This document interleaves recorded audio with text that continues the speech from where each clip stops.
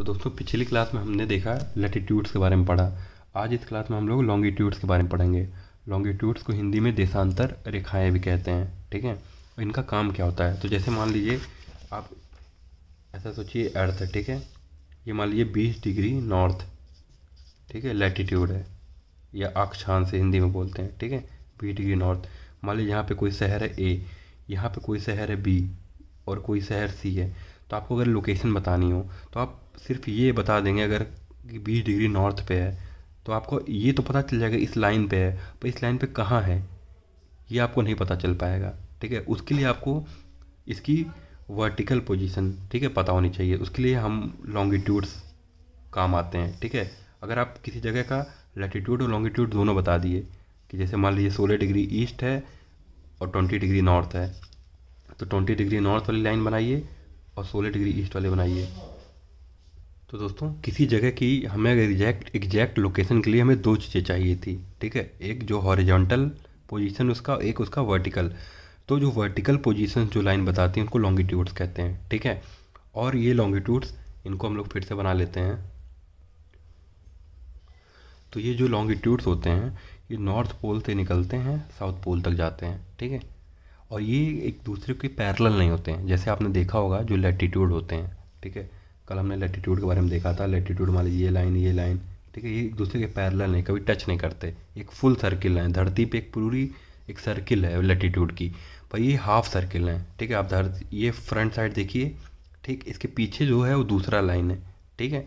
तो ये half circle होते हैं, एक पोल से स्टार्ट होकर दूसरे पोल पे जाते हैं और इनके बीच की दूरी जैसे जैसे आप पोल के पास जाएंगे देखिए देखिए कम होते होते होते पोल पे एक दूसरे से आके कांटेक्ट में आ जाएंगे। तो इन लाइंस को बोला जाता है meridians.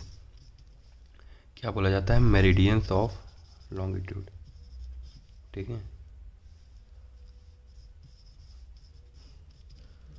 Longitude, meridians of longitude, ठीक है। उसके बाद अब क्योंकि ये लाइंस, ठीक है, बराबर होती हैं, जैसे इसमें आपने देखा होगा इक्वेटर सबसे बड़ी लैटिट्यूड है, उसके बाद उनकी साइजें घटने लगती हैं, पर ये नॉर्थ से स्टार्ट होकर साउथ में आती हैं तो सब बराबर हैं। तो इसमें रेफरेंस किसको माना जाए ये बहुत कन्फ्यूजिंग था, क्योंकि इसमें तो जो सबसे बड़ी वाली लाइन इक्वेटर थी उसको हमने रेफरेंस मान लिया, ठीक, उसको 0 डिग्री बोल दिया, उसके ऊपर नॉर्थ बोल दिया, उसके नीचे साउथ। अब यहाँ पे किसको हम लोग रेफरेंस माने, क्योंकि सब तो बराबर हैं लेंथ में। तो इसके लिए एक जगह है लंदन में ग्रीनविच, तो वहाँ से जो लाइन गुजर रही थी, ठीक है, उसको हमने बोल दिया कि चलो ये 0 डिग्री है, उसको नाम दे दिया गया प्राइम मेरिडियन। तो मान लीजिए ये ग्रीनविच वाली हो गई 0 डिग्री। अब इसके इधर ईस्ट है, इसके इधर वेस्ट है, तो अब आप लोकेशन बता सकते थे। ये मान लीजिए 1 डिग्री होगी, 1 degree east, 2 degree east, 3 degree east, 4 degree east, ऐसे करके, और इधर 1 डिग्री वेस्ट, 2 डिग्री वेस्ट, ऐसे करके, ठीक है। तो हमने रेफरेंस किसको माना? Prime meridian. प्राइम मेरिडियन क्या थी? जो 0 डिग्री वाली लॉन्गिट्यूड है, और ये कहाँ पे है? ये ग्रीनविच लंदन में एक जगह है, वहाँ से गुजरता है। तो दोस्तों लॉन्गिट्यूड का एक काम तो लोकेशन फाइंड करना है ही है, साथ में लॉन्गिट्यूड से हम लोग किसी भी जगह का लोकल टाइम पता कर सकते थे। तो पहले टाइम में क्या होता था, लोकल टाइम कैसे लोग फाइंड करते थे? जो सन का शैडो पड़ता है, ठीक है, परछाई, ठीक है, तो जो सबसे सन की परछाई, ठीक है, किसी वस्तु पे सबसे कम होती थी जब सन सबसे ऊपर होता था, यानी नून, ठीक है, जो दोपहर का टाइम होता था 12 बजे एग्जैक्ट, जो सन हाईएस्ट पॉइंट पे होता है, तो सबसे कम शैडो पड़ता था। और सुबह और शाम को सबसे ज़्यादा शैडो, यानी सबसे सन सबसे नीचे होता था। तो जो 0 डिग्री वाली लाइन है, ठीक है, 0 डिग्री यानी ये लॉन्गिट्यूड है ग्रीनविच वाली, तो सन जब यहाँ पे अपने हाईएस्ट पॉइंट स्काई पे होता है, ठीक है, तो यानी इस लॉन्गिट्यूड पे जितने जगह पड़ते हैं हर जगह नून होता है, ठीक है, एक ही टाइम चलता है। ऐसे इस लाइन पे जितने जगह हैं सबका एक ही टाइम चलेगा, ठीक है, ऐसे ऐसे करके सारी लॉन्गिट्यूड पे जितने प्लेस लाई करते हैं उनका एक टाइम चलता है। तो आप लोग जानते हैं कि जो मेरी अर्थ है ये वेस्ट टू ईस्ट रोटेट होती है, ठीक है, वेस्ट टू ईस्ट।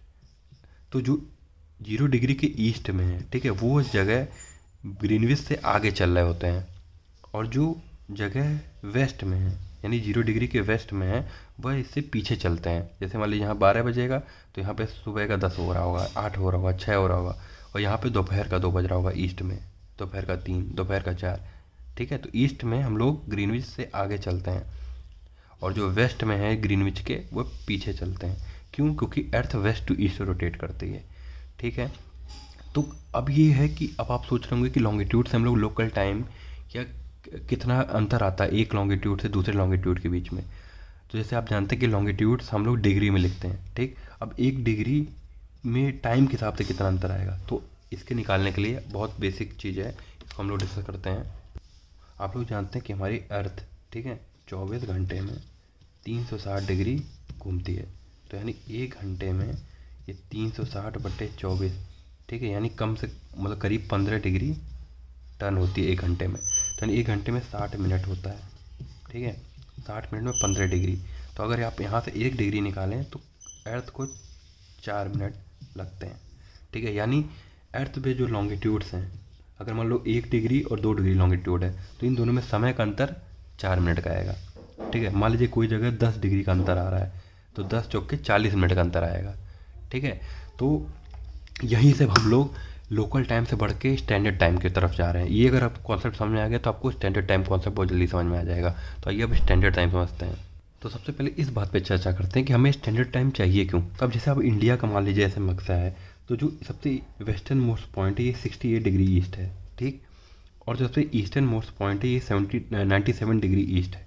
तो आप देखेंगे कि करीब करीब हमें 2 घंटा, मतलब एक्चुअल में तो ये 1 घंटा 45 मिनट का डिफरेंस आ जाएगा। यानी गुजरात और अरुणाचल प्रदेश में करीब करीब 1 घंटा 45 मिनट का अंतर आएगा।